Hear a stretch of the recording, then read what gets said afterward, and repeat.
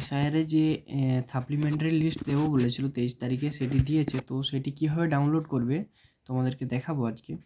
তো তার জন্য তোমরা যে কোনো একটা ব্রাউজারে চলে যাবে। প্রথমে ক্রোমে চলে যাবে। তোমরা ক্রোমে যাওয়ার পর এইখানে সার্চ করবে ভোটার লিখে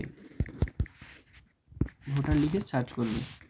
তারপর প্রথমেই যে ইন্টারফেসটা চলে আসছে এভাবে, এইখানে ক্লিক করবে।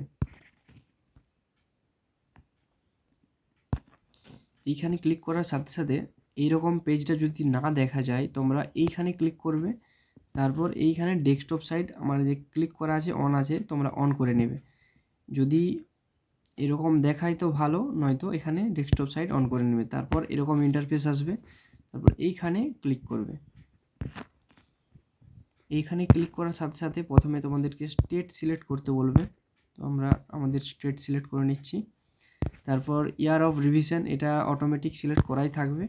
তারপরে রোল টাইপ, এইখানে দুটো লিস্ট দিয়েছে, এক অ্যাডজুডিকেশন সাপ্লিমেন্টারি লিস্ট আর একটা অ্যাডজুডিকেশন ডিলেটেড লিস্ট নম্বর 1।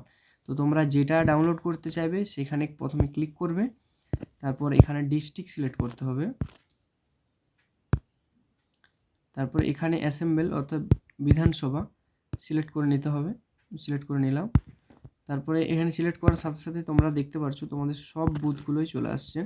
তো এখানে নিজের বুথটা লিখে সার্চ করে নেবে। তারপর সেটাতে ক্লিক করবে। তারপর ক্লিক করার পর এইখানে দেখে দেখে ক্যাপচাটা সেমভাবে লিখে দেবে, একটু যেন না ভুল হয়। তারপর এই ডাউনলোড সিলেক্ট পিডিএফ ফাইল, এখানে ক্লিক করলেই সাথে সাথে ডাউনলোড হয়ে যাবে। তোমরা দেখতে পাচ্ছ ডাউনলোড হয়ে গেল।